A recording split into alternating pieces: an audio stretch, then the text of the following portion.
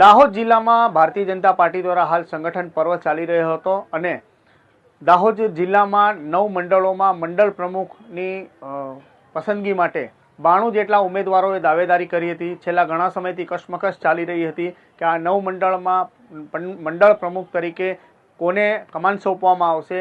ઘણા બધા કયાસો પણ લગાવવામાં આવી રહ્યા હતા, લોબિંગો પર થઈ હતી, પરંતુ આ વખતે ભારતીય જનતા પાર્ટીએ પ્રથમ વખત ઉમેદવારી દ્વારા ચયન પ્રક્રિયા હાથ ધરવામાં આવી હતી। આ વખતે ભારતીય જનતા પાર્ટીએ આગામી નગરપાલિકા તેમજ આગામી વિધાનસભાની ચૂંટણીને અનુલક્ષીને ખાસ કરીને યુવાનોને હવે કમાન સોંપી છે। તો આજે જે જાહેરાત કરવામાં આવી છે તેમાં દાહોદ શહેરમાંથી અર્પિલ કમલેશભાઈ શાહની પસંદગી કરવામાં આવી છે મંડળ પ્રમુખ તરીકે। તેવી રીતે દાહોદ તાલુકામાંથી લાલાભાઈ જીમાલભાઈ ડામોરની, લીમખેડામાંથી સામાભાઈ દલાભાઈ કટારા, દેવગઢ બારિયામાંથી સુધીર કુમાર કૃષ્ણકાંત સોની, દેવગઢ બારિયા તાલુકામાંથી હરેશકુમાર કરણસિંહ પટેલ, ઝાલોદમાંથી સુરેશ હરસિંહભાઈ ભાભોર, ઝાલોદ શહેરમાંથી મયુરભાઈ ભગવાનદાસ પંચાલ, સિંગવડમાંથી મહેશભાઈ ભારતભાઈ બારિયા, સંજેલીમાંથી સુરેશકુમાર રણછોડદાસ ચારેલ તથા ગરબાડામાંથી પ્રજીતસિંહ અજીતસિંહ રાઠોડ। આ પ્રજીતસિંહ અજીતસિંહ રાઠોડને બીજી વાર રિપીટ કરવામાં આવ્યા છે।